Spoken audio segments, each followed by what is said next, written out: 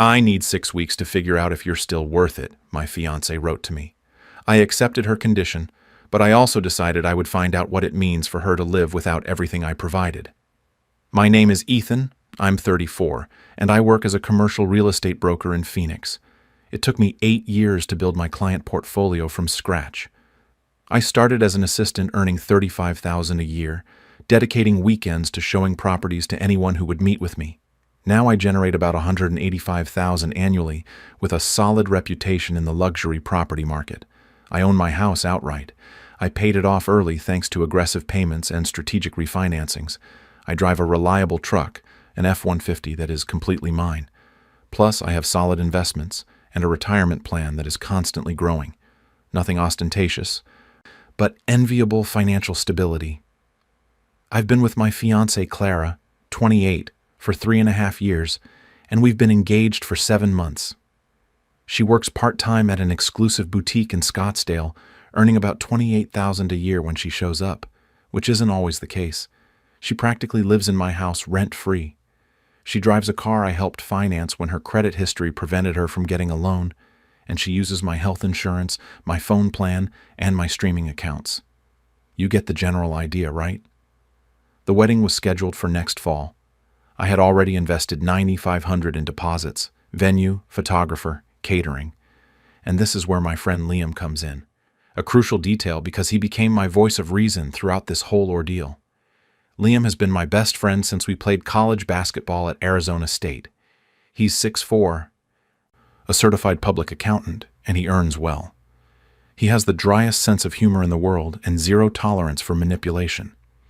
He once told a woman in a bar that trying to make him jealous by flirting with other men was like looking for a job while you're still employed, unprofessional and disrespectful. This is important because he was at my house when everything happened. Let me describe what our routine was like before the disaster. On Mondays, Clara would complain about having to go to work because, according to her, retail was beneath her intellectual level. On Tuesdays, she'd return with shopping bags from the same store where she worked, using her discount to buy things we didn't need. From Wednesday to Friday, I took care of everything that involves being an adult, paying bills, shopping, coordinating the social calendar. Weekends were dedicated to whatever she wanted, expensive brunches, shopping, or visits to her family where I ended up paying for everything. I thought that was a normal part of the relationship. Division of tasks? No. On a Tuesday morning, I was in my office reviewing listings before a meeting when the message arrived. Ethan, I've been thinking a lot about our future. I need space to decide if you are really worth spending my life with. I need 6 weeks. Please do not contact me during this time. I will be staying at my sister Mira's house. I stared at the screen, coffee cup in hand. 3.5 years together. We overcame job changes, deaths in the family. We bought this house, planned the wedding, talked about kids, names, retirement plans, and now she needed 6 weeks to decide if I was worth it. My response was simple. Take all the time you need. Just then, Liam walked in with the usual breakfast. Morning, bro. You look like you just found out your dog died and your truck got repossessed. I showed him the message without saying anything. He read it and spat out, Wait, she just put you on a probation period like you're an underperforming employee? Despite everything, I let out a laugh. He continued, Do you know what this means? No. It's her way of testing other options while keeping you as a backup plan. It's like shopping for a new car but not trading in the old one until you sign the contract for the new one. He was right. I had always managed the finances without involving her because it was simpler. She's terrible with money, and when I say terrible, I mean spending $10 on pillows and candles at Target, forgetting basic things like groceries. Once she paid $400 for a vintage dresser and asked me to cover the shipping because she forgot to calculate it. So I took care of everything. Bills, budget, organization. But if she wants to evaluate if I'm worth it, then she should evaluate what her life is like without my contribution. While Liam ate, he told me, Please tell me you're not going to do something crazy like beg her. Never. If after all this time she needs 6 weeks to decide, maybe she never knew me. I like that. So, what's the plan? That's when I started my list. When you manage everything, the other person can't imagine what it truly entails. She was going to understand very clearly what my value meant. Liam took out his phone. All right, let's put it in order. What exactly are you funding? The house. I bought it 3 years ago for $295,000. Today it's worth about $385,000. Everything is in my name. She pays $650 a month as rent. That doesn't even cover the taxes, which are $720. My real expense is $2,200 a month, including mortgage, insurance, and maintenance. She lives in a $385,000 house paying what a studio costs. The car, Honda Accord, monthly payment $435. The loan is in my name because when we started dating, her score was 518. Supposedly she covers the payments, but according to my records, out of 31 payments, I covered 19. Insurance, an additional $190. Other expenses, phone plan $45, health insurance through my job $315. Car insurance, Netflix, Hulu, Disney Plus, HBO Max, gym membership, all under my account. I take care of all the grocery shopping because I'm very demanding about quality. That means spending between $450 and $550 a month easily. And she consumes about 70% of what I buy. Now, the trickiest part, finances. This point is key. She is listed as an authorized user on 2 of my credit cards, each with a $15,000 limit. Her own cards are practically maxed out with a debt of approximately $2,500, mainly on clothes, dining out, and things she claimed to need. For over a year, I was contributing between $500 and $550 a month to help reduce that balance and improve her credit score. Liam was recording all of this on his phone as if he were collecting evidence for a major lawsuit. Bro, you're basically financing this woman's entire life, he said in disbelief. What does she contribute to this relationship besides that insignificant rent? What she earns at her part-time job barely covers her own whims, I replied, trying to sound calm. Oh, and she makes pretty good French toast on Sundays when she feels like it. French toast? Liam looked at me as if I had lost my mind. So, you're paying her almost $2,000 a month to live with you and occasionally make you breakfast? Ethan, buddy, are you aware of that? I could only smile bitterly. I thought we were building a life together. I thought, because right now Clara has told me she needs 6 weeks to evaluate if I'm worth it. Perfect. Let her do it. But let her see the real version, without my subsidies. That's when Liam decided to put everything in perspective. Let's do some quick math. You're covering about $2,500 a month. That's $30,000 a year.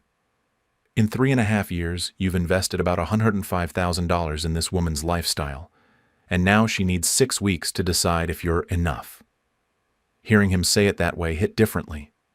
My first call was to the mortgage company. I confirmed that Clara had no rights to the house. She wasn't on the deed or the loan. Legally, she was just a month-to-month tenant paying rent far below the actual value. Second call to the Human Resources Department. The following week was the start of open enrollment for health insurance. It was the perfect time to remove Clara from my coverage without penalties or waiting periods. Third call to the credit card companies to remove her as an authorized user. The representative asked if there was fraudulent activity. I replied, "No, I'm just removing access for someone who no longer needs it." The car issue was more complex, I told Liam, because the loan was in my name. "It's not complicated at all," he replied. "If she wants to keep it, she assumes the payments, and if not, you sell it and pay off the debt. Simple as that." Before noon, I had made all the calls and documented them on a spreadsheet. The best part was that, technically, I wasn't doing anything to her. I simply stopped doing things for her while she conducted her evaluation. "You know what's going to happen tomorrow morning, right?" Liam said, taking the last bite of his meal with a wry smile. "Your phone is going to explode." "Maybe," I replied. "Or maybe she'll discover for herself what she's actually worth." Liam smiled even wider. "Get ready, man. You're about to receive a masterclass on how much they truly value you and how much they just wanted to use you." That night, I went home and noticed a few of Clara's things were missing. Clothes, toiletries, her jewelry box. There was a note in the kitchen. I took the essentials. "I need to clear my head. Please respect my space." The house felt different, quieter, but not unpleasantly so. I ordered Chinese food, caught up on old emails, watched a documentary I'd been putting off, and went to bed early, something I hadn't done in months. It was the calm before the storm. At 6:28 a.m., I woke up to my phone blowing up on the nightstand. 42 missed calls, over 60 messages, and several voicemails that I didn't plan on listening to. When I walked into the kitchen, Liam was already brewing coffee. "Bro, your phone hasn't stopped ringing since before dawn." "Sounds like someone is experiencing the consequences of her decisions," he said with a half smile. The messages started at 5:45 a.m., following a predictable pattern. "My card was rejected at the gas station. Ethan, this isn't funny. I need gas to get to work. Answer now. I'm stranded. What did you do to my cards?" "This is financial abuse, and you know it. I'm going to be late because of you. Fix this now." Then came the calls. First Clara, then unknown numbers, Clara again, and finally numbers I recognized as her family members. At 7:15, Liam's phone rang. He smiled when he saw the name. It was Mira, Clara's sister. "Want me to put her on speaker?" he asked. He answered, "Good morning, Mira. Liam speaking. Where's Ethan? Clara is devastated. Her cards aren't working. She can't get to work and she won't stop crying." Clara asked for space to evaluate if Ethan was worth it, Liam replied calmly. "So he's respecting her decision and giving her all the space she needs." "That's not what she meant. Look, those were Ethan's cards. She was just an authorized user. If she needs space to decide, it's only logical that she also lives without depending on him." Mira hung up furiously. At 8:30, another unknown number rang. Liam answered professionally. "Ethan's phone. Liam speaking. Who am I speaking to?" "Put Ethan on right now," a man said aggressively. "I'm Oliver, Clara's brother. What your friend is doing is financial manipulation. She's stranded and in tears." Liam burst out laughing. "Financial manipulation, you say, Oliver? Ethan only removed her from his cards because she said she needed space to decide if he was worth it. How does stopping paying for someone's life, who doubts you, become manipulation? She relies on those cards for everything. Then maybe she should look for a better job or adjust her lifestyle. It's no longer Ethan's problem." He hung up and we gave each other a loud high five. "This is unbelievable. It's like watching someone discover they've been playing Monopoly with fake money their whole life." It was 9:45 a.m. when my phone rang again. This time, the caller ID clearly showed who was calling: Clara's mother. Liam and I exchanged glances, and I asked, "Should I answer?" "Of course," he replied. "Put it on speaker. This is going to get interesting." I slid to accept the call. "Hello, Mrs. Valdez," I said in a neutral tone. "Ethan, honey, there's been a misunderstanding," she replied nervously. "Clara called me crying because her cards aren't working." "There's no misunderstanding, ma'am," I countered without hesitation. "Clara explicitly told me she needed 6 weeks to decide if I was worth it to share her life with. So, I'm giving her the space she asked for." "But she needs those cards," she insisted, "and I am fulfilling her request," I replied firmly. "She wants to evaluate my value, so it's logical that she evaluates what life is like without me." There was an awkward silence. "Ethan, are you being vindictive?" "No, ma'am, I'm being logical. If someone wants to decide if I stay in their life, it's only fair that they do so without my financial support." She hung up. Minutes later, around 10:30 a.m., Mira showed up at my house unannounced. Liam opened the door. "Ethan needs to fix this right now," she demanded, walking into the living room with messy hair and still in what looked like pajamas under a jacket. I calmly entered the room. "Fix what exactly?" "You know perfectly well, Clara's cards, her phone, everything." "Mira," I replied calmly. "Clara asked for 6 weeks to evaluate if I am worthy of sharing her life. Well, I'm giving her the opportunity to experience what it's like to live without me. I think that's completely fair." "She can't survive without your financial help," Liam interjected sarcastically. "Then maybe she shouldn't have questioned whether the man who supports her is worth keeping." Mira blushed furiously. You're being ridiculous. She loves you. Does she really? I asked. Because asking for 6 weeks to decide if I stay in her life isn't exactly a show of love. She pressed her lips together, red as a tomato. You're terrible. It was just a mistake. Mistake? Liam countered. Sounds like she did him a favor. Mira slammed the door shut, making the windows rattle, and then the storm began. By noon, the entire support network was activated. Her mother called my office, but my assistant blocked her. Then her aunt, her cousin, even a former coworker I hadn't seen in years. There's something I need to clarify about Clara's family. They had become too accustomed to our financial arrangement.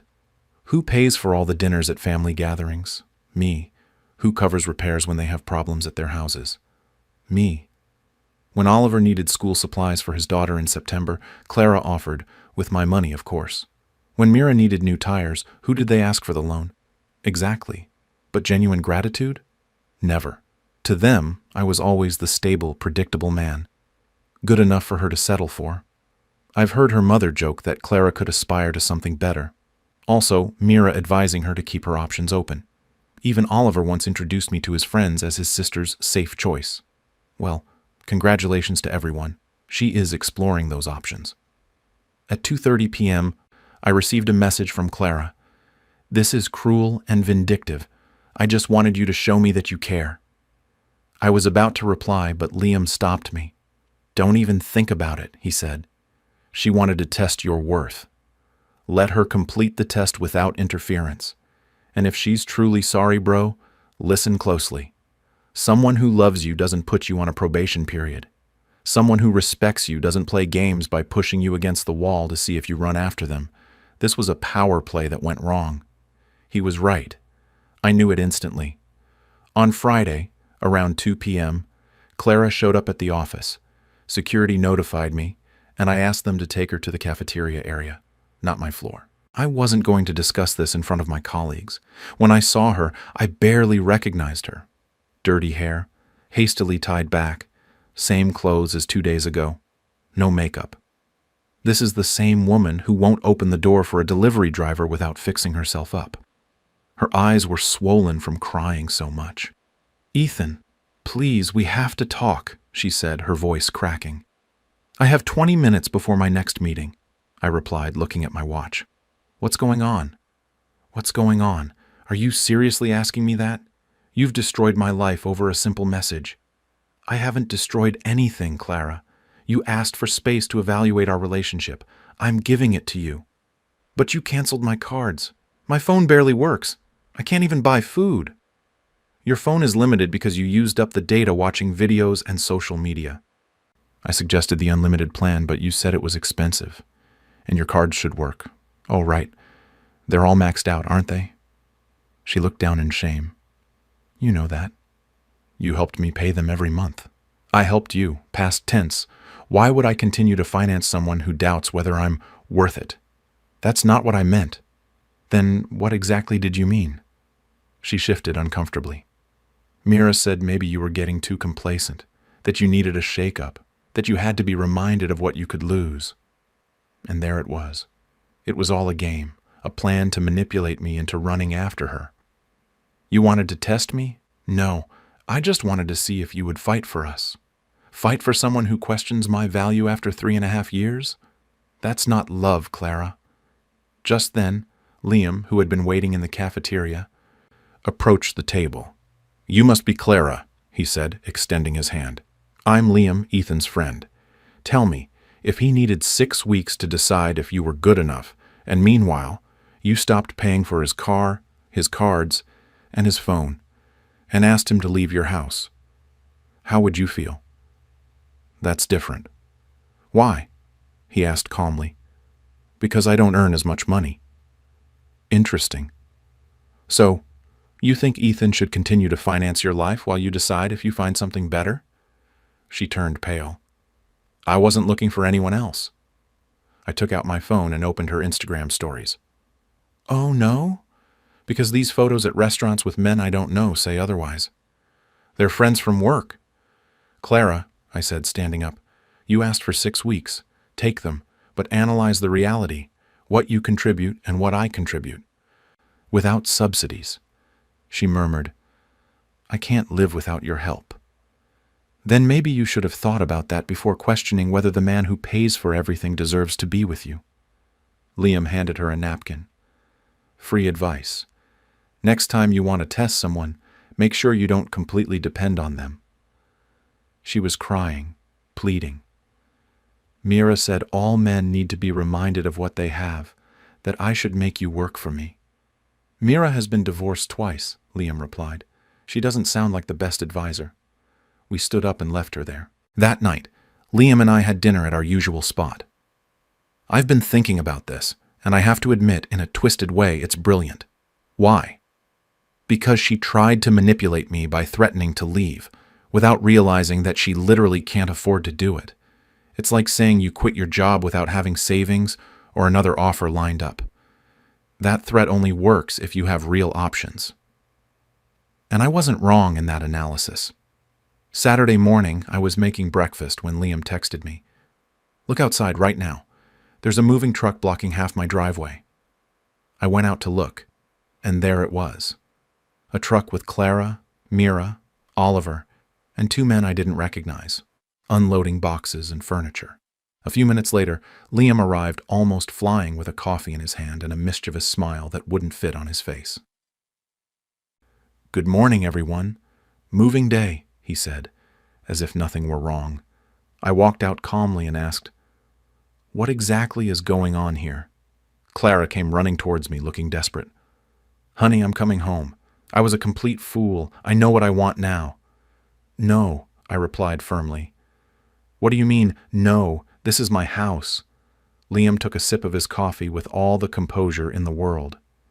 Actually, Clara, this is Ethan's house. You are a month-to-month tenant, and you received a 30-day notice on Thursday. Oliver, trying to look tough, stepped forward. The guy is barely 5'10" and weighs maybe 155 libs, but he puffed out his chest like a bodyguard. Look, man, let her bring her stuff back in. Don't be difficult. Liam didn't flinch. He had at least 6 inches and 55 lbs on him. Or what, Oliver? Are you going to fight for your sister's right to live rent-free in a house that isn't hers? She has rights as a tenant. Yes, for 26 more days, but she can't leave and then come back while she's in the eviction process. That's not how the law works. Just then, one of the strangers, an attractive guy in his 20s and clearly in shape, intervened. Maybe we can work this out. And you are? I asked, looking at him. Bruce. I'm a friend of Clara's. Liam almost choked on his coffee. Ah, you're Bruce. Clara has been posting about going out with you all week. Tell me, did you know you were coming to help her move back in with her ex? The same ex who, according to her, was controlling and manipulative? Bruce looked perplexed, as if he were hearing that version for the first time. You said he was manipulative. Clara's face turned red as a traffic light. It's complicated, I intervened calmly. Look, Bruce, I suggest you leave now. Whatever she told you or promised you isn't worth the drama you're about to get involved in. Trust me. Liam nodded. Yeah, Bruce, this woman is about to be homeless and broke. Are you sure you want to get involved? Bruce looked at Clara, who started crying again. Without saying anything, he turned around, got in his car, and drove away. Bruce, wait! Clara screamed, but he was already gone. Oliver became more aggressive and approached me. You're ruining her life. No, I just stopped financing it. Big difference. At that moment, Mira started crying dramatically. And now where is she supposed to go? She can't afford a decent place. Liam shrugged. Maybe she should have thought about that before telling the guy who covered all her expenses that she needed time to evaluate his worth. Couldn't you let her stay until she finds something? Mira pleaded. Mira, I replied. She had a place to stay. She chose to leave to evaluate if I was worth it. Now she has her answer. Just then, my neighbor came out looking concerned. Everything all right, Ethan?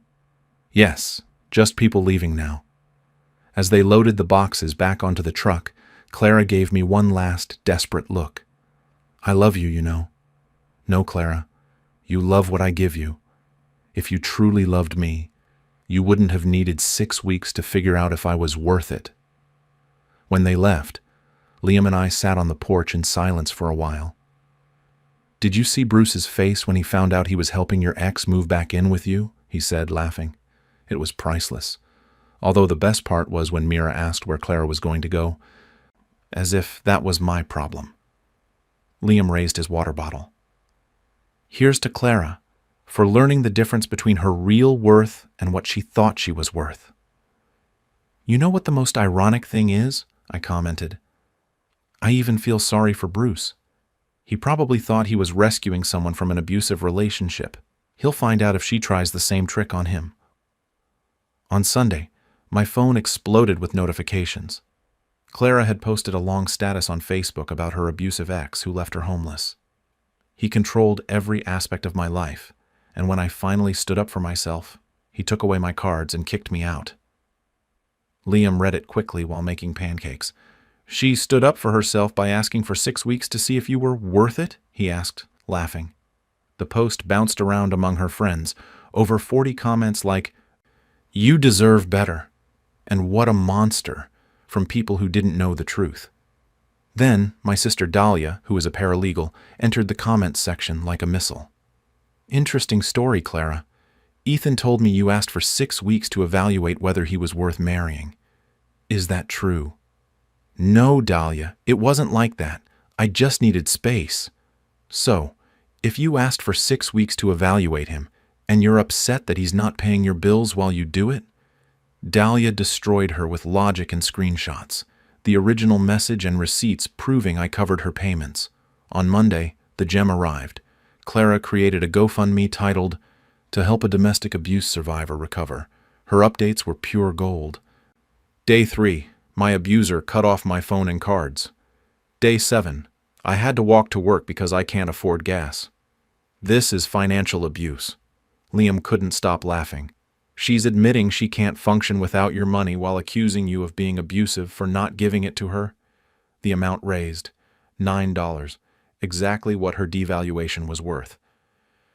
We were having lunch at our usual restaurant when my phone rang. Unknown number. "Don't answer," Liam said. "It's definitely Clara or someone trying to guilt trip you." It stopped ringing and instantly rang again. "Answer it," he said, smiling. "Put it on speaker, I want to hear this." "Hello," I said, a sobbing female voice. "Ethan, it's me, Clara." "What can I do for you, Clara?"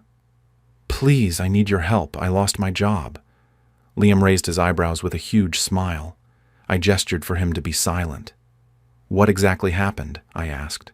"The store reduced hours, and since I worked part-time, I was the first to be let go. Ethan, I have nowhere to go. Mira's boyfriend said I have to leave the house before Friday. My mom can't help me. She barely makes her rent. And Oliver, he has his own family to support." I took a deep breath. "I'm sorry to hear that, Clara.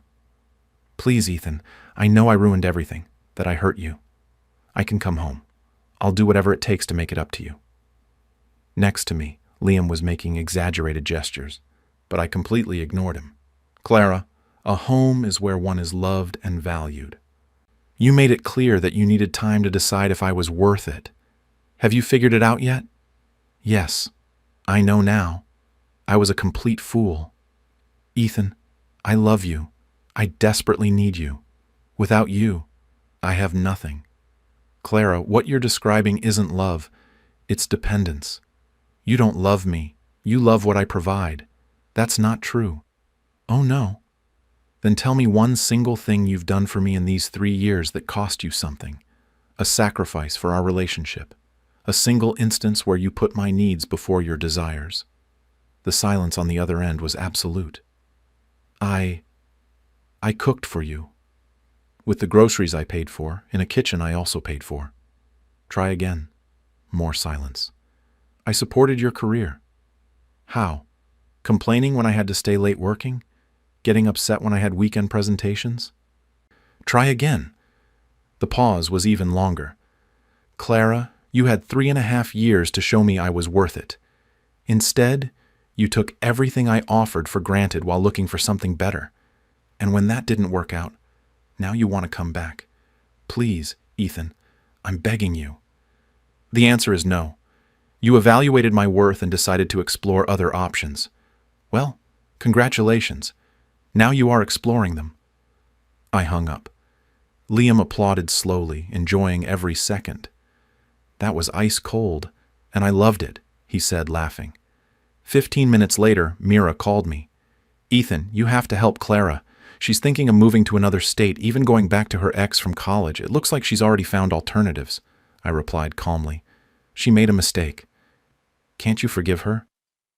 Mira, forgiving doesn't mean financing someone's life while they look to replace me. Clara is an adult. She made her decisions. But she loves you. No, Mira. She loves my money, and there's a big difference. 2 days later, Oliver called me unexpectedly. Look, man, I was wrong about you. Clara has been saying things that don't add up, like she's been talking about this Bruce guy since before she sent you that message. Plus, she was complaining that you didn't earn enough, which is ridiculous because you earn very well. And to top it off, yesterday she asked me for $2,000 and got mad when I said no. Oliver, I appreciate the call, but this changes nothing. I know, just, can you at least help her with the first month's rent? She's family. She was my family for 3 years, Oliver. When she decided to evaluate if I was worth it, she stopped being family. Now she's your problem. Last week, Liam and I ran into Bruce at the gym. He looked like he had been hit by a truck and then run over again. You're Ethan, right? Clara's ex. That's me. I owe you an apology and a thank you. Why? She moved in with me 2 weeks ago, said it was temporary, just until she recovered. After 3 days, she was already asking me to pay her cards, add her to my car insurance, and put her name on my lease. Liam couldn't hold back. Let me guess. She told you she needed help because her abusive ex ruined her credit. Exactly. When I told her I wasn't comfortable with all that so quickly, she started with the "if you really loved me" line. Then she started comparing me to you, saying you would have done it without question. Where is she now? I asked, intrigued. She left yesterday. She said she was going back to her college town to start over, but before she left, she asked me for money for the moving truck and the deposit for the new place. Liam and I exchanged knowing glances. Did you give it to her? He asked. Of course not. After talking to a few people, I discovered she's been playing the same game with different guys.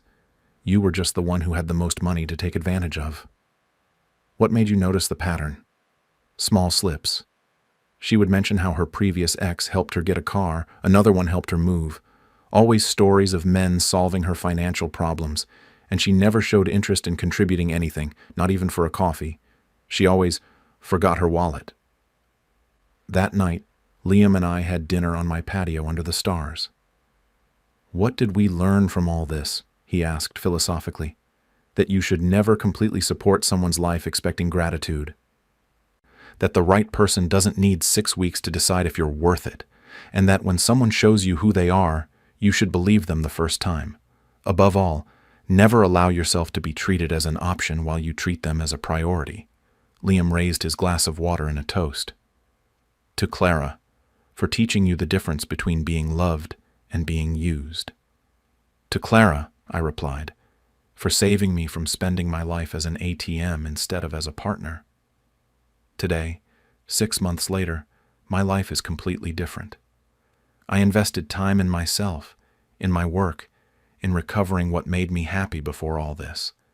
I am no longer looking to prove my worth to anyone or be someone else's financial solution.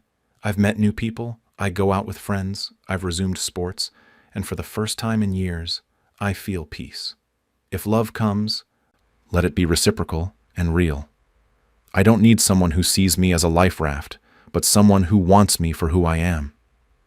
I heard from third parties that Clara continues to try the same thing with others, without much success.